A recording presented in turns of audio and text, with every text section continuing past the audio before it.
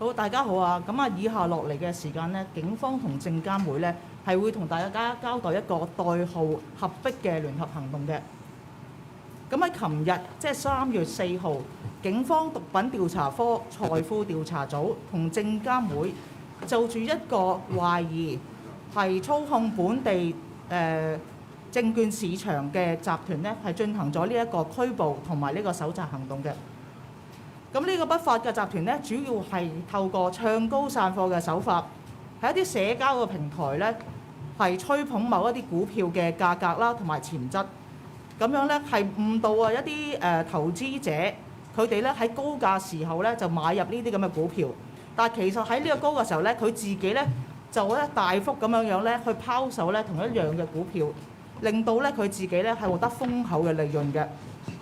咁呢個唱高散貨嘅手法呢，其實當中呢係牽涉咗市場操控啦、洗黑錢啦，同埋詐騙嘅行為嘅。咁喺呢一次嘅行動之中呢，證監會呢主要呢係負責市場操控啦，同埋其他違反咗證券及期貨條例入邊嘅罪行，而警方呢係針對洗黑錢同埋詐騙嘅行為。咁喺呢個行動之中呢，喺琴日嘅行動之中呢，警方同埋證監會一共出動咗超過160名嘅人員，突擊搜查咗全港27個地方，包括係住宅啦，同埋呢啲證券行。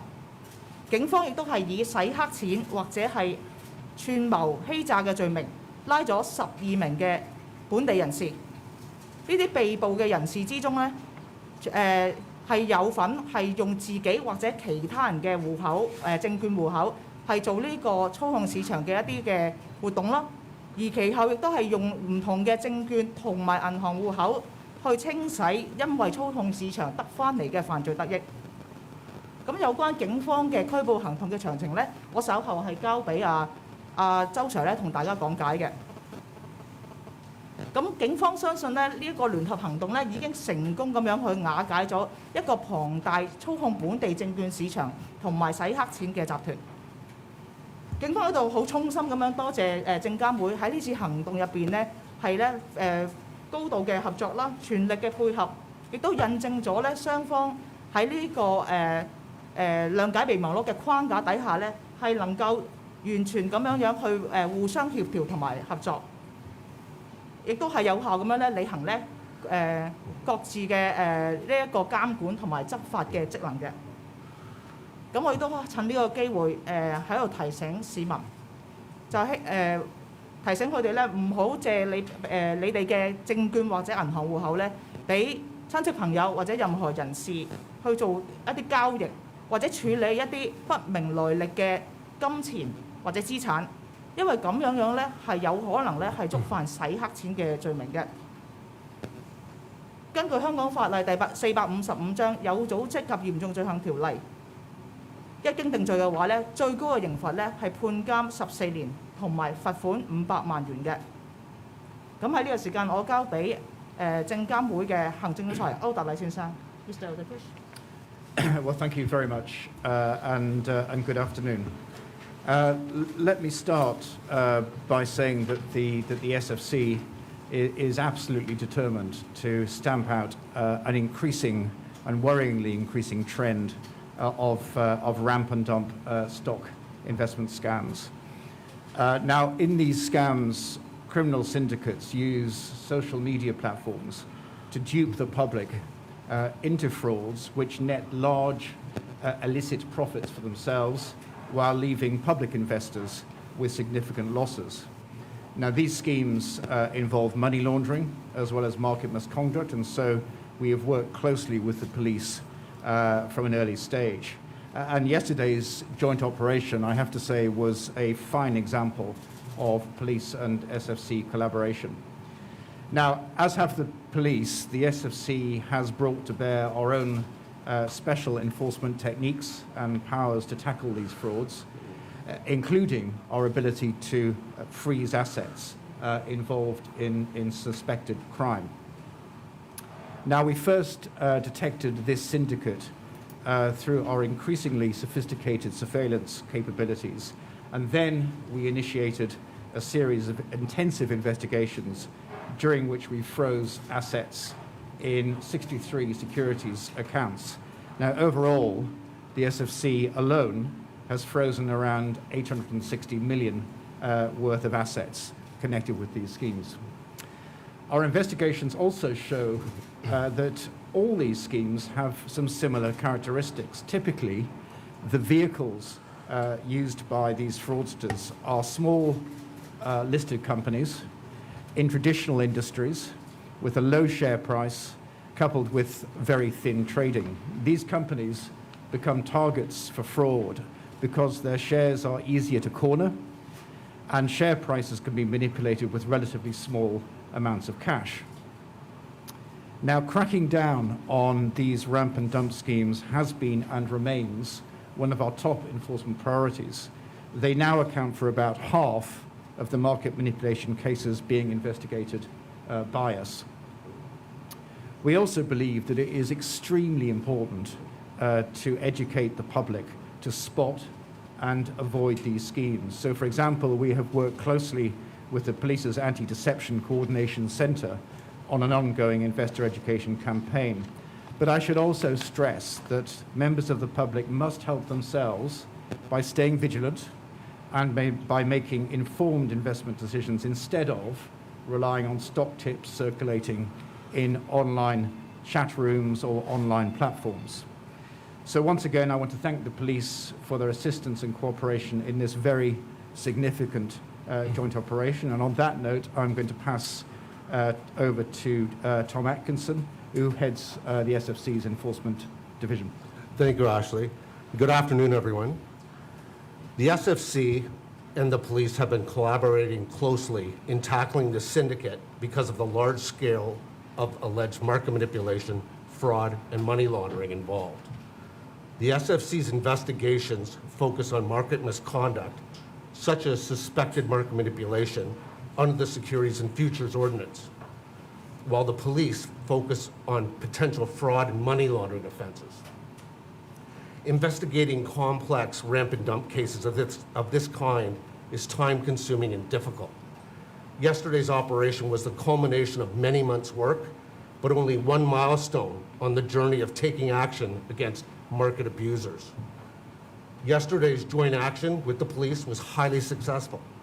The SFC executed search warrants on 27 premises, of which 18 were jointly searched by the SFC and the police.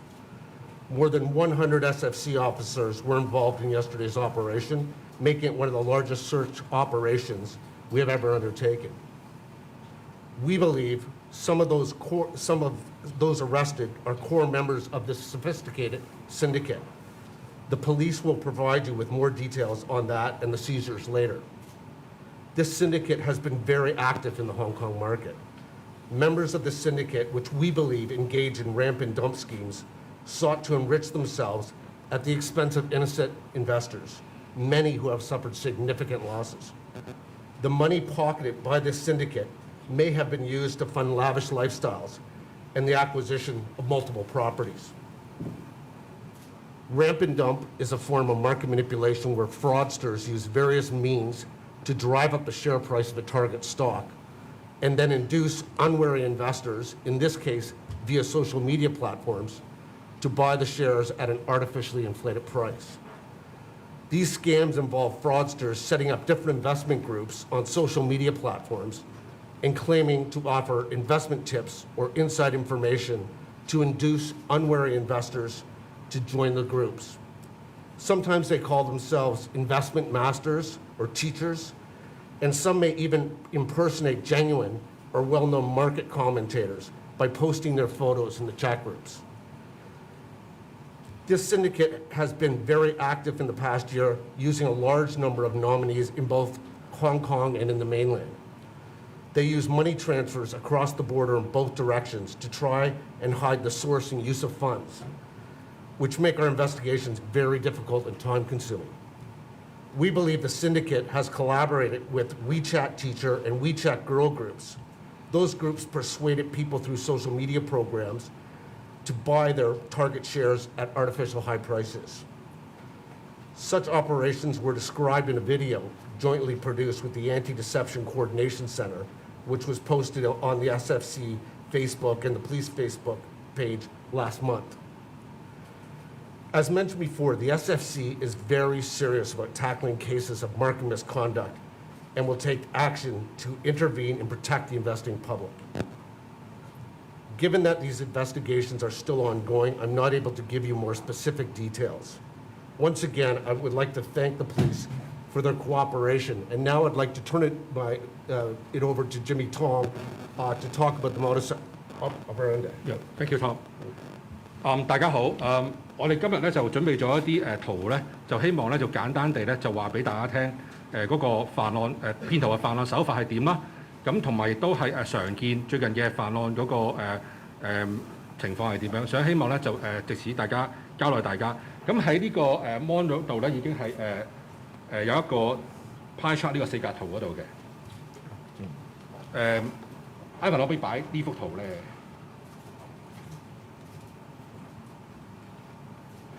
係啦，咁咧就呢個圖咧就係有三個階段嘅，咁可以話俾大家聽嗰個手法係點樣出現啦咁樣。咁其實咧喺呢個 pie chart 裏邊咧，我哋係左邊呢個第一個，右邊會有中文嘅。咁呢個咧就係一個三個階段嘅情況出現。咁第一個情況咧就係叫做揭高同埋咧推高股價嘅階段。咁第一階段咧見到啲股價可能咧啲騙徒如頭先Ashley 或者Tom 所講，佢哋騙徒通常係用啲低流量啦嘅細嘅市值嘅股票咧，係作為佢哋嗰個目標嘅股價去做市或者係唱高散貨嘅。咁喺呢個階段裏邊咧，佢哋嗰個犯罪集團啲騙徒咧，其實咧會揾一啲大量嘅叫做代名人戶口，即係叫人頭戶口咧，就去吸納呢啲股票。咁呢啲人頭戶口可能係其實係嗰啲犯罪分子咧係去安排翻嚟咧。就係去不同嘅股票證券行咧，就去開戶口，咁從而咧就係令到咧佢哋可以咧將呢個股票嗰個需求咧就推高。咁呢個你見到呢度咧就係左邊度咧就係佢哋嗰個騙徒集團咧，就係用佢哋操作嘅戶口。譬如舉例有啲戶口可以可能係買翻嚟啊，或者有啲人頭先所講咧就係借啲戶口俾人啊，而去俾啲咁嘅犯罪集團咧就買啲特定股票。咁從而咧，佢哋就利用啲股票咧，就慢慢吸入啲股票咧，由低位慢慢推高。咁呢個係第一個階段啦。咁到第二個階段就叫做offloading stage， 就即係嗰個散貨階段。其實散貨階段咧，到呢個某個高位嘅時候咧，即係第二呢度咧，咁呢啲咁嘅犯罪集團咧，就係聯同一啲我哋相信咧，就係啲網上嘅詐騙集團去合作。咁而從而咧就係去揾透過一啲社交平台嘅媒體，包括呢啲流行啲嘅社交媒體，譬如係 Facebook 啦、WhatsApp 啦、WeChat 咧，就吹捧某啲股票咁樣。咁而我陣間會講解釋大家俾你聽，係邊啲手法係會令到騙徒常用去吹噓某啲股票嘅。咁佢咧基本上咧就係喺呢個第二個 stage 裏邊咧，就係會去透過啲唔同嘅社交平台咧，就吹捧某一個股票，咁從而令到咧嗰個市場嗰個對啲股票真正需求咧去推高。咁推到某一個高位嘅時候咧，當呢個需求去到呢個高位去停嘅時候咧，咁而啲騙徒覺得佢哋相對高嘅高位利潤咧已經係保證咗嘅時候咧，佢哋就大量沽貨。咁大量沽貨嘅時候咧，要令到股價就下跌。咁你嗰第三張圖咧就係嗰個騙徒咧嗰個集團咧，就係突然之間咧就可能同一時間或者係逐步相對差唔多時間咧就沽售大量嘅股票，咁從而令到股價咧就大跌。咁係去到第四一度。咁而佢哋咧就賺錢嘅途徑咧就係透過沽晒啲股票嘅時候咧，就賺到佢哋利潤。咁頭先所講啦，佢哋點解喺社交媒體裏邊係咁易會揾到啲人去誘使啲人去買入嗰啲股票咧？咁你可以睇第二幅圖嗰啲截圖。咁其實呢個截圖咧喺我哋之前嗰個Enforcement 可能嗰個執法通訊上年9月個特別版咧已經係解釋過啦。咁亦都係之前我哋嘅 Facebook page、SFC 嘅 Facebook page 都解釋過嘅。咁我再簡單解釋兩個情況。咁第一個情況咧就係騙徒咧同埋受害人咧典型對話。咁基本上咧如果可能大家試過咧係可能收到啲不明來歷嘅 WhatsApp 啊、WeChat 啊，叫你交朋友啊，或者係有啲群組裏邊咧就係聲稱係一啲投資大師或者投資教師嘅群組咧，就叫你加入嘅時候咧，咁大家可能要小心啦。咁呢啲截圖嘅對話基本上咧就係啲噓寒問暖啦，又或者係希望咧就透過好似朋友形式嘅關心，咁取得信任嘅時候咧，就逐步咧就叫嗰個受害人啦或者一個事主咧去買入啲股票，而啲股票咧就係呢啲咁嘅騙徒集團咧，就係去一早預先咧係去做一啲造市行為嘅。咁你見到啲對話其實咧喺中文裏邊咧都係講啲噓寒問暖嘅嘢啦。譬如舉例第一章佢就話你食咗飯未啦？食咗，跟住咧就講翻。譬如舉例有啲人就騙徒就係話我叔叔咧係一啲上市公司高層啊，或者投資銀行高層啊，咁有啲內幕消息，咁你有冇興趣咧咁樣？咁如果一般投資者或者收到啲咁嘅信息嘅時候咧，佢可能話喂，當然有興趣啦。咁跟住咧佢就會俾佢吸引咗，就逐步咧你見到流程咧就係去跟住嗰個流程去買啲股票。咁最重要啲騙徒咧有個手法咧，我哋係見到嘅，就係話當佢有試到嗰個人咧就買入呢個股票嘅時候咧，咁佢就會問你有冇截圖俾我啊？嗰個截圖嘅意思就係screen cap，就係當如果嗰個受騙人士咧買入呢個股票咧，就係會screen cap 翻俾嗰個人。點解會俾嗰個人咧？原因就係我哋發現咧，就係呢個造市集團咧，頭先咪講過係聯同一啲可能係啲網上打手去合作一齊去唱高散貨咁樣。咁而呢啲咁嘅截圖咧，係當嗰個網絡打手收到之後咧，就可能咧作為一個分紅或者分佣金嘅一個證據，俾翻犯罪集團同佢作為分錢。即係譬如我介紹咗幾多個人嚟去買呢個股票，跟住咧就可能咧就會問翻呢個犯罪集團咧分翻啲利潤俾佢，作為一啲佣金啊，或者係一啲金錢嘅回報，作為咧呢個唱好呢個股票嘅回報，喺網上唱好或者喺社交平台唱好嘅回報。咁第二個就係投資導師嗰個典型對話啦。我哋亦都見到咧最近咧有好多人咧或者發現咧就係譬如話啲社交平台裏邊有啲自稱投資大師啦，譬如係可能係 WhatsApp、Facebook 啊或者各樣嘅社交平台咧，有啲相就係啲本地嘅著名嘅嗰啲係股評人啊嗰啲嘅，咁咧就喺呢個 WhatsApp 群組裏邊咧，就可能扮演呢啲股評人咧，就話有啲好好嘅股票消息啦，必贏嘅 tips 啦，或者內幕消息咧，就希望咧透過呢啲咁嘅股評人呢啲咁嘅假股評人群組咧，就吸引更多人去買呢個股票嘅。咁而喺下邊第二個例子咧，投資導師嗰度咧，就係可能大家都常見到就係如果當你被邀請入嗰個群組裏邊咧，佢首先咧就係聲稱自己係一個頂尖嘅，譬如基金經理啊，或者係退休嘅投資教師啊，或者係啲想做善事想俾多啲人咧賺錢嘅途徑嘅機會啊，而呢啲可能係免費嘅投資嘅建議啊，諸如此類。咁而你見到譬如投資大師講完之後咧，就有啲騙徒一騙徒而出嚟咧，就係舉例咧，就突然彈出嚟就係話呢個股票係好好㗎，多謝大師，我之前咧因為你咧嘅建議咧就賺過錢。咁呢啲其實咧係一啲做會嘅，你叫做做會。咁可能又跟住有啲騙徒二日出嚟就多謝大師或者老師以前咧介紹另一隻股票俾我哋賺過錢咁樣。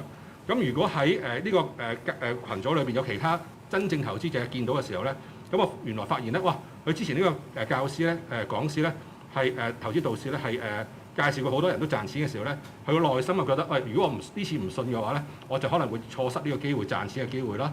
又或者係我都想賺快錢，都有人都買過賺錢嘅時候咧，咁我想都搏一搏賺下錢，咁從而咧令到咧吸引更加多人咧就相信呢個所謂嘅投資老師嘅意見，咁樣就跟住去買。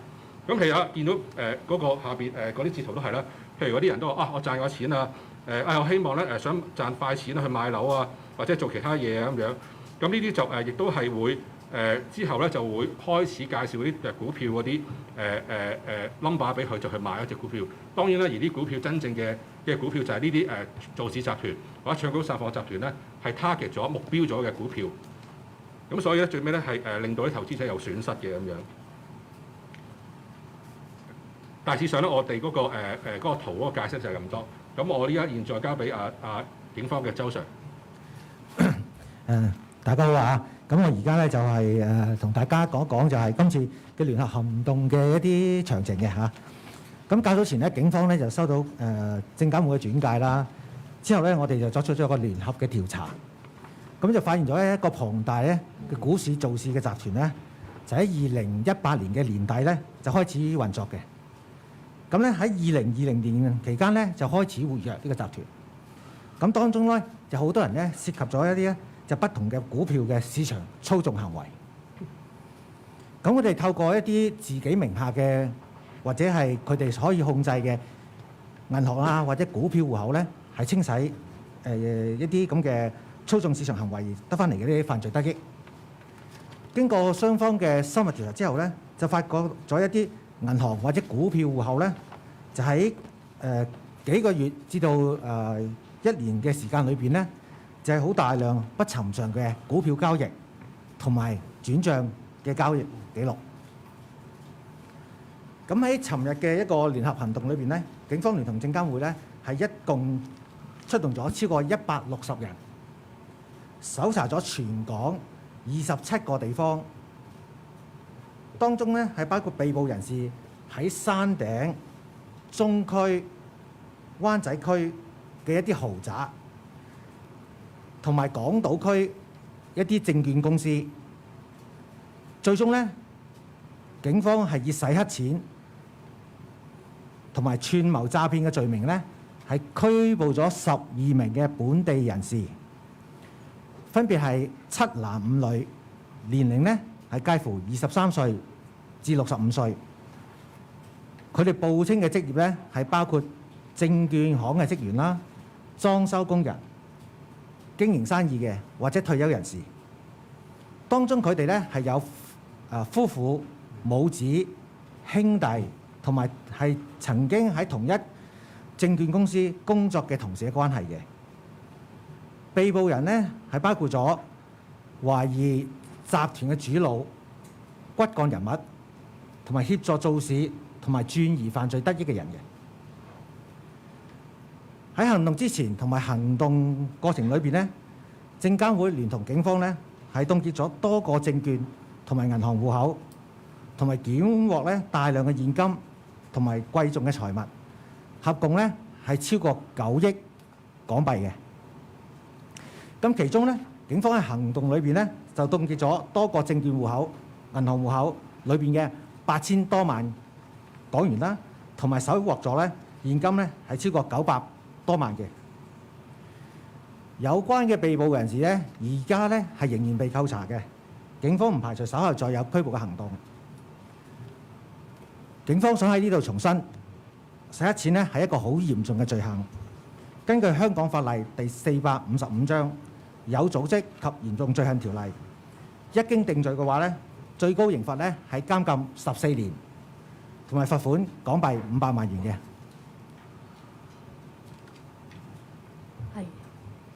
就到而家咧係答問環節啦，咁就記者提問前咧，請講出自己嘅機構嘅，咁有冇興趣發問嘅記者？好，第2行白色衫。你好啊，幾位商業電台，想問翻即係今次案件入邊，即係有冇話涉及幾多個受害人即係已知啦咁樣？佢哋通常嗰個性別啊或者背景係點樣咧？佢哋即係損失嘅金額總數幾多啦？由最少去到最多係幾多咁樣？呢個第一個問題。第二個問題係想問翻就係即係今次嘅調查入邊，其實警方面對一啲乜嘢困難喺入邊咧咁樣？咁即係呢個警方咧，即係如果證監嗰邊即係都可以講係即係 Is there any difficulty during the investigation in these cases? So you may explain more. 或者我哋警方答咗第2條嘅問題，我哋遇到啲咩困難？跟住先至翻去究竟受害人嘅因為受害人主要都係喺呢個自行操控嘅受害人啦，我哋交翻俾證監。咁其實警方喺度遇到嘅困難咧，其實因為牽涉非常之大量即係講緊係過10萬甚至過百萬嘅一啲交易記錄啦。亦都牽涉咧嘅戶口嘅數量咧係非常之多嘅。咁所以咧喺調查過程入邊咧係需時。同埋咧，亦都係牽涉好多嘅記錄啊等等。咁呢個係我哋即係咁呢個就係最主要嗰個調查嘅困難啦。咁我跟住交翻俾證監講翻受害人嗰一個部分。And these sort of ramp and dump schemes have the potential to involve many victims. And right now, it would be very difficult to estimate how many, and also individually, of course, how much each has lost. That's mainly because, of course, those victims were involved in a scam a core part of which involved trading with syndicate members through the stock exchange system. So for that reason, it's very difficult and unfortunately difficult to identify victims. I would say that as the legal process continues, of course, we have frozen large sums, very large sums at the moment, and there is the potential, of course, for those sums to be available for compensation, but that would depend on the legal process from now on. And of course, you know, when it comes to victims, it is of course of help to us and the police for those who think that they've been caught up in some of these scams and incurred losses to come forward to us so that we are able to take their individual cases forward. The only thing I'd add, just add to your last point, is there's a lot of unreported crime in this area because it's embarrassing, and so I would just echo what Ashley said about coming forward, but it's very difficult to determine the amount of victims because of that, but it's obviously a large number given the amount of money we've seized. 下一條。係經濟報記者，想請教下，啱啱提到即係可能會涉及啲跨境嘅一啲行動啦，一啲資金流啦，其實會唔會都會同CSRC 嗰邊會有啲嘅合作去拉一啲可能內地嘅一啲犯罪分子啦？咁另外可唔可以解釋多少少，會唔會即係凍結咗啲資金之後係有機會去還原個交易？同埋其實而家呢個集團裡面涉及咗幾多隻股份嘅呢啲ram and dump 嘅一啲嘅做法咧？唔該。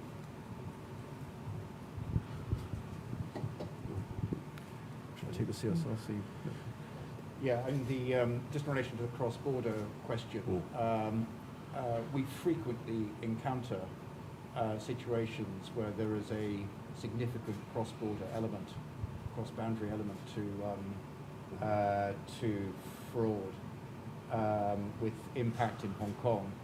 I can't go into details, I think you'd understand why, but we routinely cooperate closely with the CSRC under the arrangements that we have entered into with the CSRC, but beyond that I'm not able to really comment at this stage, I'm afraid.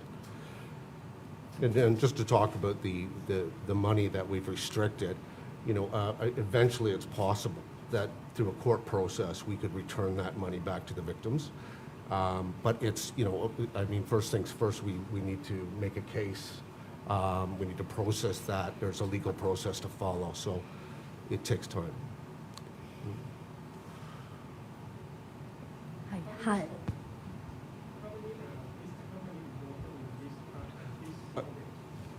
I don't want to give the exact number of cases we're looking at.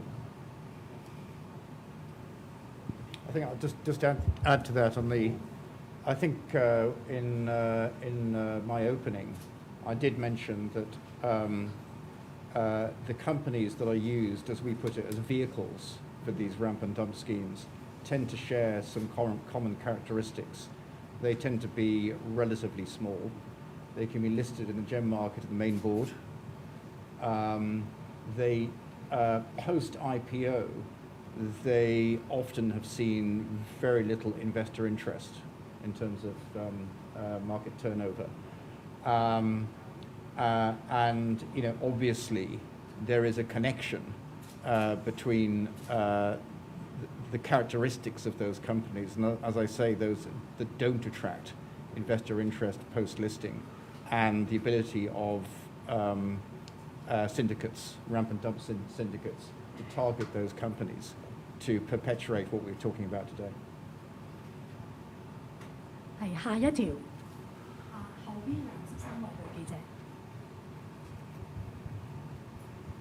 你好啊，東方嘅因為頭先都有講過呢幾年嗰一啲可能係一啲股票投資嘅群組啊，或者係一啲專家嘅專業都越嚟越多啦。我想問下警方有冇話收到相關操控股市嘅一啲受騙嘅舉報啊，或者係呢幾年嘅投訴或者拘捕數字有冇多咗咧？想問翻呢呢類型呢個數字嘅問題。另外咧就係頭先都話凍結咗一啲股票戶口同埋證券行啦，冇話查到喺佢哋是否即係18年到而家嘅嗰個現金流動嘅總額大概有幾多咁樣咧？唔該晒。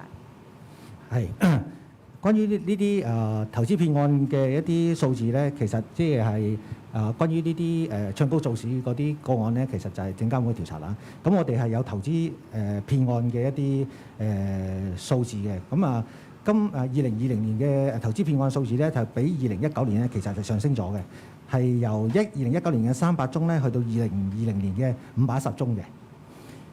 咁嘅投資嘅損失咧就係跌咗嘅，喺2019年嘅係1.249個1249個 million 咧，就跌到係2020年嘅856個 million 嘅。咁但係我哋就冇一個數字，就關於呢啲唱高散貨一啲咁嘅手法嘅一啲咁嘅數字。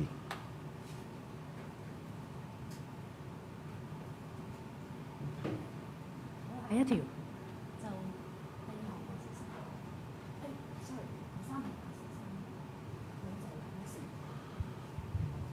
Questions from RTHK. The first one is, how has the SFC found the market exchange unusual? And the second question is, because Mr. Elder, you have mentioned that it is difficult to estimate the victim's loss, but how much at least is the loss? And are we talking about like few thousands of victims and billions of loss? Can you give us an idea? Thank you. Sorry, I missed your first question. The microphone wasn't. Oh, how has the FSX found the market exchange unusual? Like, what symptoms were there that you have found, and then you have decided to have an operation on those companies? Thank you. Yeah, John. I could take the first one. Yeah, sure. Just on what we detect in the market, we have very sophisticated surveillance techniques, world class. But I don't really want to get into what we see and how we pick these things up, because obviously people may change their tactics. So we don't really answer that question, but we've got a world-class surveillance system. Yeah, on the second question, I think I could touch on this earlier on. I think our estimate is that there is a large number of victims. As Tom mentioned, many of those victims may not want to come forward because they may feel embarrassed about being duped in this way, but we would encourage them to do so. I think just taking one figure alone, between the SFC is frozen $860 million connected with this syndicate. Together with the police, I think the total is 900 million roughly. And that in itself would give you, I think, a fairly good idea of the scale of this. And I have to say that number itself is not necessarily the total number involved in all ramp and dump cases. As I said in the opening speech, our investigations continue, and our investigations into this type of fraud occupy around roughly 50% of the investigations into market manipulation as a whole in the SFC. Yeah. And I could just add to that between August last year and February of this year, we've received 300 complaints about social media scams. 好，下一條。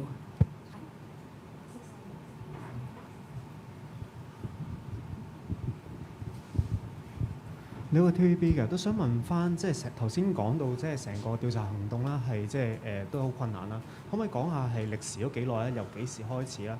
咁同埋成個嘅調查手法究竟係點樣進行嘅咧？係放蛇啊，定還是係點樣咧？唔該。係咁啊，個調查咧，其實就係喺上年嘅年尾左右咧，就係收到證監會嘅轉介俾警方啦。咁我哋又開展呢個調查啦。咁啊，過程就喺頭先講咗啦，個困難性亦都講咗啦。個調查方法咧就係警方就收到佢個證監會嘅轉介咧，就係用我哋一般嘅調查手法係全方位嘅，包括人啊、戶口啊、證券戶口啊，或者係佢哋嘅聯繫啊嘅方式咧，係去進行調查嘅。係下一條。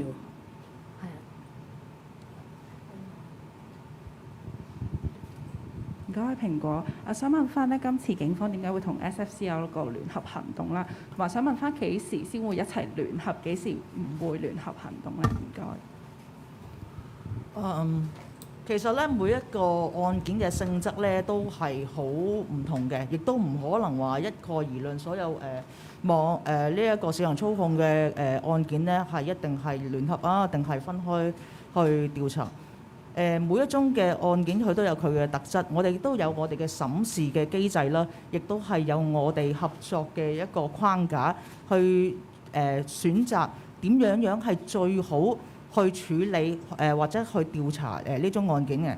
咁喺呢一單案件經過我哋大家審視過啊，開個會之後咧，我就覺得聯合行動大家有能夠最好去處理一單案件嘅，因為各司其職，亦都係大家可以睇得翻自己即係嗰個職能上邊嘅要做嘅嘢咯。Yeah. Can I just add to that? You're absolutely right. It's case by case, and in this case, the major elements we're looking at are market misconduct, market manipulation, which is principally securities and features ordinance offences. But alongside that, there are significant money laundering aspects as well as fraud. So that is why, in this case, it makes sense for the police and the SFC to work very, very closely together. And the second thing I'd say is that these schemes are complex. They involve many people at the heart of, but also at the periphery of syndicates. And so therefore, search operations that are conducted tend to be large scale. So the ability of the SFC and the police to combine manpower does mean that those search operations can be very effective. 係最後兩條問題。你 OK 部嘅，咁想問翻咧即係啱啱有講到話係2018年底就開始有啦，然之後去到2020年活躍啦。咁想問下，即係佢哋喺呢段時間期間，可能即係做咗啲乜嘢？咁點解係去到2020或者2021年嘅時候先至會開始執法或者係點樣啦？同埋咧，就想問翻即係嗰啲。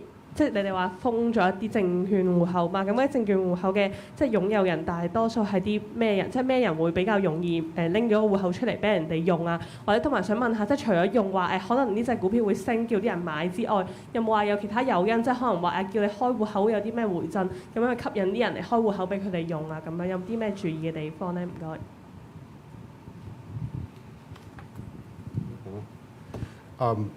In terms of the timing, I don't think it's correct that we started our investigation in 2018. We started it at the start of last year. But when we open an investigation and we start looking, we look both forward and backward to activity. So the syndicate has been operating since 2018. And sort of mid last year, we referred to the police when we came across money laundering. In terms of other incentives, so okay, thank you. Very good, Tom. 頭先你問到咧第三條問題咧，就關於喺有咩人容易借個戶口俾人咧做呢啲做事嘅事宜啦咁樣。咁其實我哋調查當中咧一般嚟講咧，就可能係一啲家庭主婦或者係想揾快錢嘅人咧，就希望透過借啲證券戶口俾人啊，或者銀行戶口俾人咧，就去做一啲叫人頭戶口，就俾嗰啲做市集團咧，就係利用咧去做唱高散貨嘅行為。咁每個情況都唔同嘅，咁但係就最主要個心態就係可能呢啲人士都係想賺快錢啦，希望借咗戶口之後咧，我就乜都唔理個戶口，咁就希望從而得到啲咁嘅類似係啲額外金錢咁樣嘅。最後一條啊。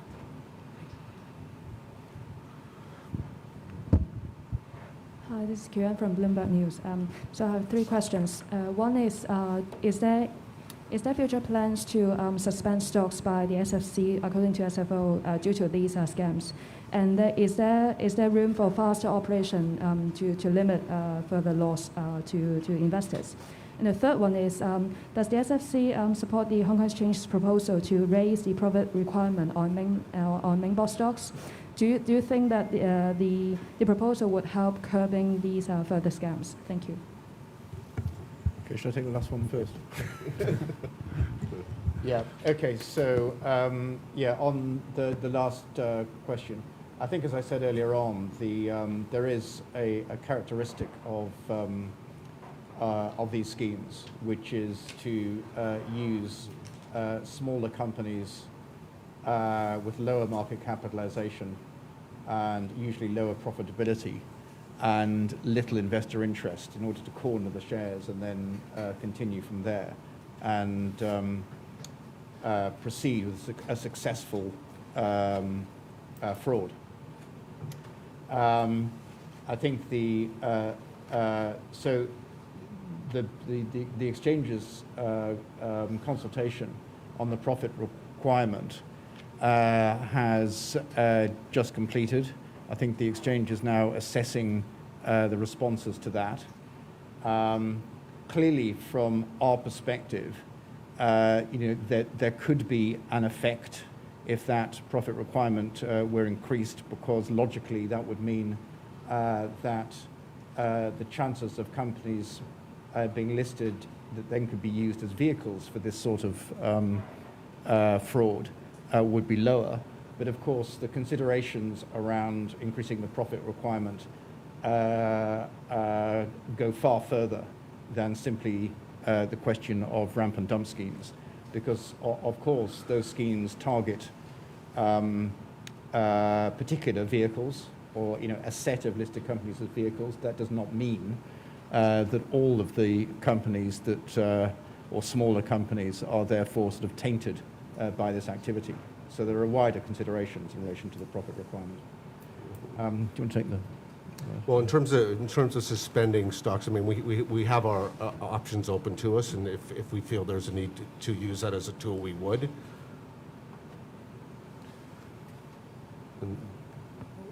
想報問啊？咁我哋俾。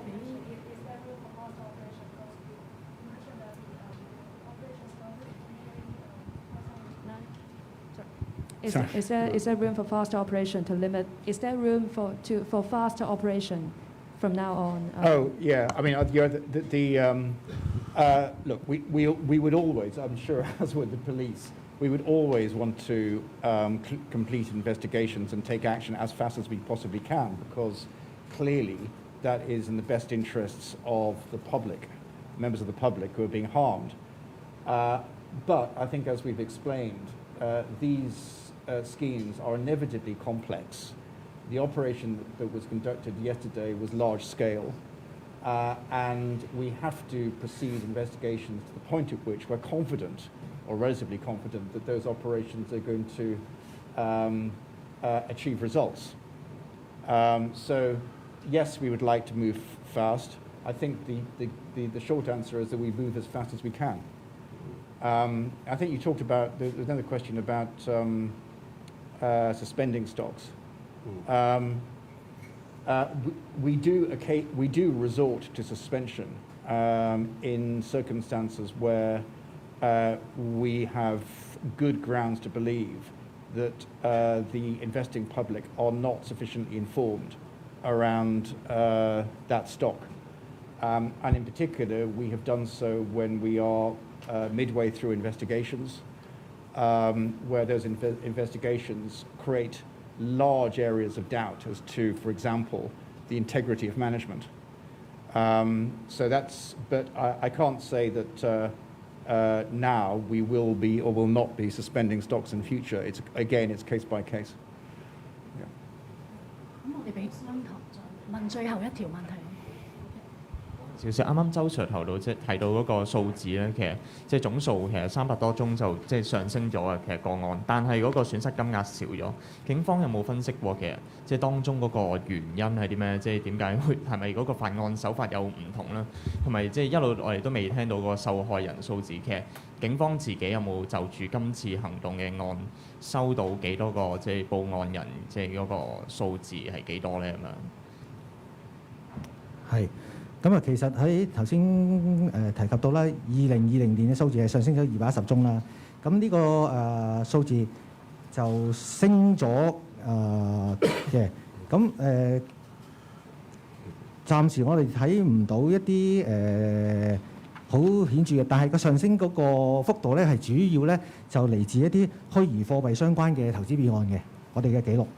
咁如果就住係頭先所提嘅 random dump 嗰啲個案咧，我哋係冇呢方面嘅記錄嘅，冇收過一啲咁或者冇 keep 住一啲咁嘅數字嘅。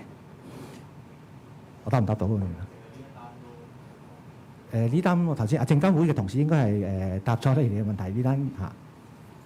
或者我補充少少資料啦。咁2020年嘅數字比2019年係上升咗210宗或者70%啦，70%啦。咁但係個損失少咗嘅原因咧，因為喺2019年咧有2宗嘅金融產品或者係合夥生意有關嘅大型嘅投資騙案咧，嗰度係兩單案件已經牽涉咗7億1800萬嘅啦。咁所以雖然個數字係案件係升咗，但係個跌幅係跌咗嘅。咁我係補充咁多。